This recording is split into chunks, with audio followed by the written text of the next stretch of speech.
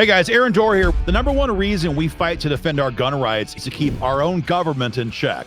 The second reason, though, is to defend ourselves and our loved ones against violent thugs who are bent on attacking us in our homes or on the street. In today's video, we're going to break down a recent self-defense situation and give you guys our take on what he did right and what he could have done better, perhaps, should it ever happen to him again, God forbid. Guys, as always, subscribe to our channel for more content like this. And with these reaction videos, we want you guys to give us your thoughts in the comments section. What did this guy do right? What did he do wrong? What would you do if this happened to you? Guys, as always, we are not lawyers here at AFA. We fight to defend the Second Amendment. I'm giving you my take on what I would do as a husband, as a father, if this happened to me. I'm going to play it right now for you guys at slow motion speed to break down some of these excellent details. Here we go. First thing to notice is the lag time here. After the guy parks his car, well, the guy in blue and the guy in white notice the car. Now, in the town I grew up in a long time ago in Northwest Iowa, I knew every car in my small town. So that's not how things are anymore these days. So if a car pulls up beside you and you don't know who's in it, you need to be aware of that. That situational awareness is lesson number one. Should he have backed up before the guy's door even opened? That's a fair question. I think he probably could have and should have. But let's keep going. Door opens up. The guy comes out of the car, and right about now, you can see a handgun in his right hand. So from here on, the guy in blue and the guy in white know there's a fight coming. No matter what, there's a fight coming. And so we watched this video here in the office at 1/100th speed. And from here, we could measure the reaction time from the guy in blue. Let's watch it at slow motion.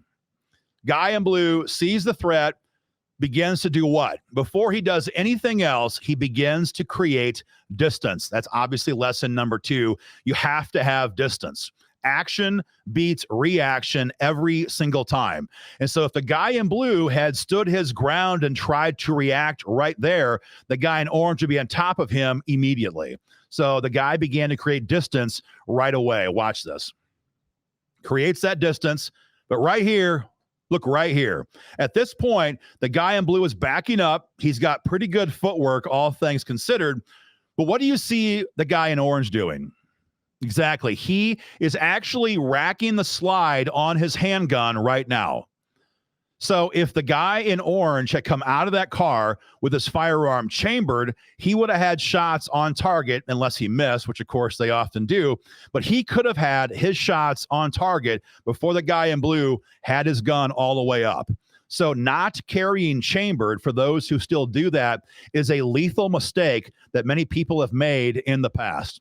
Thankfully, the guy in blue did not make that mistake. Let's watch. His gun comes up. Now, again, we measured this, and his reaction time, as best we can tell, from when he first saw the handgun in the bad guy's hands to getting his first shot off, is right around 1.5 seconds. And that is critical for us to talk about. You know, there was a time in my youth when handgun training meant a bullseye target, 2 or 3 friends, 100 rounds of ammo, and we're trying to get the shots in the black circle. But that's just not the world we live in anymore these days. These days, your goal at the range should be to get your first shot on target in 1.25 seconds. That should be your goal. Because again, this guy did it in 1.5. But that's because the guy in orange gave him that time by not having his own gun chambered. Your goal should be 1.25 seconds. You need to have a shot timer for your time at the range. Let's keep going. Firing, firing, firing. Let's just stop right here for a second. What do you see? Well, the guy in orange has turned a 180. He's turned a 180 to the guy in blue. Now, armchair critics will say that what you're seeing right here is functionally, legally speaking, murder. There is no longer a threat against the guy in blue. But people who do this for a living, lawyers, police officers, and those who've been through these shootings know that you can articulate in court how fast this happens, and you were still reacting to that lethal threat. It is important to note the guy in orange still has that handgun in his hand. You can see it right there in his right hand. I am not saying the guy in blue did anything wrong at this point in the video. What do you think? Give us your feedback in the comment section. Let's keep going. He's engaging, and last shot was fired right about there. I want to notice the guy's footwork. The guy did a great job at maintaining that fighting stance with his footwork. He has an excellent two-hand isosceles / Chapman grip on that handgun. Great grip, great footwork, great fighting stance to be making those rounds and firing those rounds downrange on target. At this point going forward, though, the guy in blue does not engage the threat anymore. You can watch this. And knowing when to disengage from a threat is almost as important as knowing when to engage against a threat. Of course, engaging saves your life, but disengaging saves your freedom afterwards in a court of law.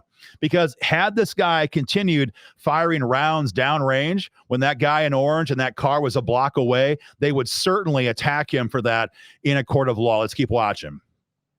He's watching the threat. He knows the most important thing now to protect himself is to keep eyes on the target. Some people would say, run away, go hide, but you don't know if that threat's going to come back. You don't know if he's actually all the way left the scene. At this point, when you're actively in a gunfight, keeping your eyes on the target at all times is critical, and he does exactly that. He walks out to the street, kicks off the flip-flops to get a little bit better footwork. That's a good thing. The tactical unload, so to speak, of his sandals. He goes to about mid-ready here. Some would say high-ready here. And he's watching that threat down the street. He never takes his eyes off that threat until it's no longer in his area.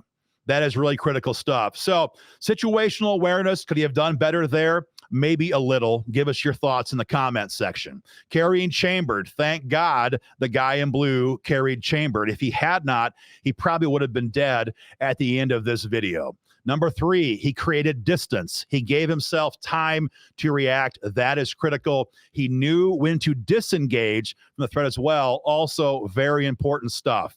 We're going to play it again for you now at full speed. I want you guys to see exactly how fast this happens in real life. And this is critical because when you're going before a judge, your lawyer better be able to explain in real time how this happens so fast, why you took the actions you took. Now, the prosecution is going to play it back at 1/100th speed. They'll try to hang you out to dry. It is critical you can articulate why you acted the way you acted in full speed. Let's watch it right now again at full speed. And if there was one more lesson, just to interject here, you'll notice the guy in white. When the guy in the car comes out with a gun up, the guy in the white shirt raises his hands. I am no threat to you. So I guess if there was one more lesson, it is make sure your friends are carrying guns and can help you in a gunfight. Let's get back to it. Door opens up. Here we go.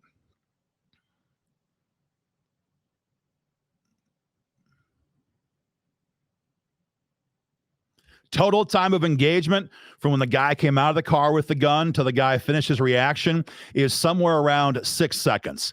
That's how fast it happens. That's how fast you have to have a plan in your mind in advance to stop that violent threat. Let's keep watching. He walks out here. He's watching that threat, kicks off the flip-flops, and never has to re-engage. Guys, that's our take on this video. What do you think? Leave your reaction, your comments in the comment section. As always, subscribe to our channel for more content and join the fight.